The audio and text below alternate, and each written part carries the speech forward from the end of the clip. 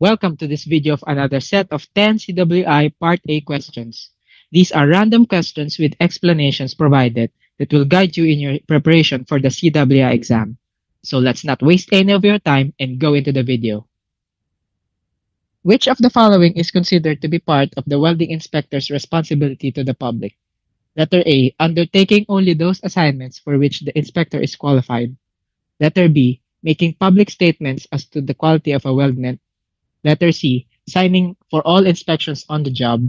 Letter D. Reporting all discontinuities. Letter E. Verify conformance based on past experience. So letter B is a choice not obligated with the welding inspector. So he's not obligated to make public statements as to the quality of a weldment. Letter C is a little bit too general. So signing for all inspections on the job. Again, it ties to letter A for which the inspector is qualified. So letter D, reporting all discontinuities is not necessary. So an entity specialist will most likely do this depending upon his or her qualification. Letter E, verify conformance based on experience. So this may not exactly rely based on past experience, but the best statement here is that it must conform to the applicable specifications or standards. So the best answer here is letter A. Which of the following processes is performed primarily in the flat and horizontal positions? Letter A, SAW. Letter B, OAW. Letter C, GTAW. Letter D, GMAWS. Or letter E, SW. So if you're not familiar with the acronym, so letter A is submerged arc welding. OAW is oxyacetylene welding. C is gas tungsten arc welding. D is gas metal arc welding, short circuiting, and SW is stud welding. So of all the welding processes here, the only process that can be performed in a flat and horizontal position is submerged arc welding because of its bulky setup. So SAW is also a fully automatic process where a welding operator is assigned since most of the variables inputs are done by the machine itself. Also, the volume of flux deposited in submerged arc is so significant, even if you can configure the machine to do the overhead welding, the amount of wastage for the flux would be so much. So the answer here is letter A. A groove weld symbol with no information appearing to the right means letter A, the weld is to be completed. The weld is to be a complete joint penetration. Letter B, no weld is required on that side. Letter C, the weld is to be continuous for the entire joint length. Letter D, no weld joint preparation is required. Letter E, weld length can be determined by the welder. So it is best to answer this question by showing this figure. So as you can see here, the weld symbol is right up in the center here. So the weld symbol will appear mainly if the weld is on the other side of the joint or in the arrow side of the joint. So this is the center right here. So if you can see the weld length of the weld legend here, so it is labeled as L here. So this is the length of the weld. So if this is omitted, so the length of the weld can be assumed to be continuous for the entire length of the joint. So if you have say a joint that is 3 inches, then if this length of weld is not specified, then it is understood that the length of the weld is also 3 inches. So the answer here is letter C. The weld is to be continuous for the entire joint length. By the way, I just want to take a break from the video and remind you of the free Udemy course that I've put in the description down below. So it composes of CWI Part A lectures, the introduction for welding inspectors. So you can check out the description below for that free Udemy course. Now back to the video. The property relating to a metal's resistance to indentation is letter A, tensile strength.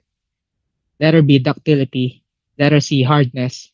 Letter D, toughness. Letter E, fatigue strength. So this question pertains to the material properties of the base metal. Letter A is the capacity of the material to resist a force normal or perpendicular to its cross-section. Ductility refers to the ability of the metal to be elongated without breaking. Toughness is the resistance of the material against impact, and fatigue strength refers to the capacity of the material to withstand repeated loads. So the answer here is hardness. It is the property relating the material's resistance to indentation. So the answer here is letter C.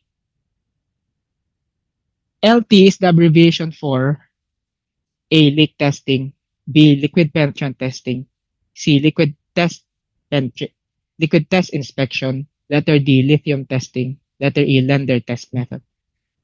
So the answer here is A. Leak testing. So it might be confused with liquid penetrant testing, but the abbreviation for penetrant testing is PT. Leak testing is the answer here. It is a kind of destructive testing that fills in the vessel or a pipe with a medium, commonly water. It may or may not be pressurized depending upon the testing requirements. Of those microstructural constituents listed below, the hardest is A. Martensite, B. Ferrite, C. Bayanite, D. Austenite, D. E. Perlite. So this question can best be answered if you understand this iron-carbon phase diagram. So the question is pertaining to which one is the hardest. So this is dependent upon the rate of cooling once the metal is heated. So you can see here perlite, austenite, and ferrite forming at different temperatures. So you can see here the vertical part of the graph is the temperature. So depending upon their carbon percentage, so perlite and ferrite forms at this range of temperature under these carbon percentages. So what about these choices? So perlite appears at a normal cooling rate, followed by bayanite at a faster cooling rate because the hardness of the metal depends upon the cooling rate in which it is subjected to, and martensite at very fast cooling rate. So typically through a quenching medium. So the faster cooling rates will produce a harder but a more brittle material due to the reduced grain structure. So the answer here is letter A, martensite. So the finer grain structure will be reflected on the material that has undergone a slower cooling rate. Basically, that is perlite. Then the more coarse grain structure is for martensite because of its faster cooling rate. That this constituent will almost always equate to a brittle material. Filler metal specifications are found in which of the following documents? Letter A, AWS A5.1 through A5.30. Letter B, ASME Section 2 Part A. Letter C, AWS A3.0. Letter D, AWS A2.4. Letter E, AWS D1.1 Section 2. For the choices, letter B pertains to the forms of ferrous material products. So that is ASME Section 2 Part A. AWS A3.0 refers to the standard welding terms and definitions. So if you need reference regarding the terms and definitions for welding, it is under AWS 3.0. AWS A2.4 is for welding symbols, and AWS D1.1 Section 2 is for structural welding code, and the design of the welded connections under that code.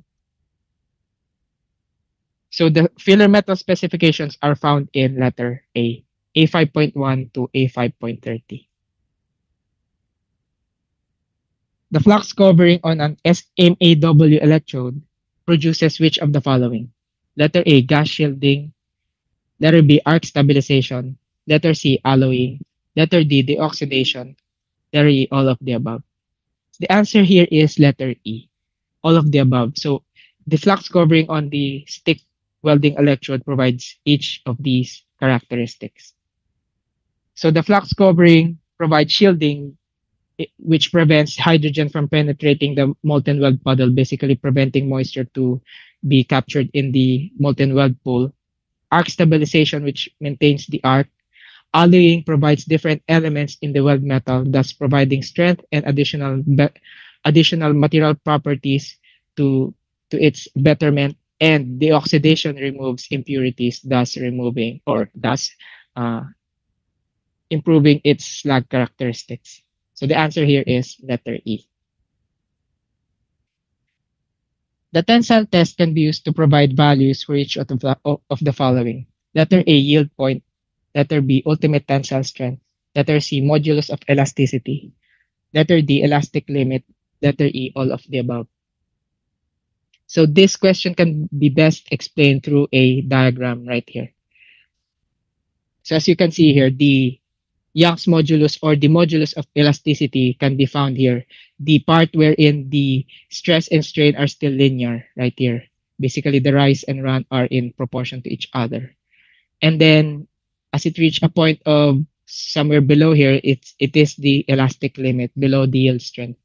After the yield strength or the yield point, the material will no longer elongate proportionally to the stress applied to it. And then it will go to its maximum or capacity or its ultimate tensile strength right here before it ruptured at its rupture point. All of these points can be determined in a tensile test because basically the material will undergo through this entire stress strain diagram process because the tensile test will ultimately break the material up to fracture. So the answer here is letter E, all of the above. Information that appears to the left of the weld symbol refers to letter A, weld length, letter B, weld size, letter C, electrode size, letter D, number of passes required, letter E, none of the above. So this question can be best explained as well with the diagram here. So the information that appears left of the weld symbol, so again, this is the weld symbol on the center of the welding symbol. So the parameter that appears to the left is the groove weld size or the size of the weld. So upon the choices here, so weld length appears on the right, so that's not appropriate or that's not the correct answer. So the electrode size you don't specify in the welding symbol as well as the number of passes. So the answer here is letter B, weld size.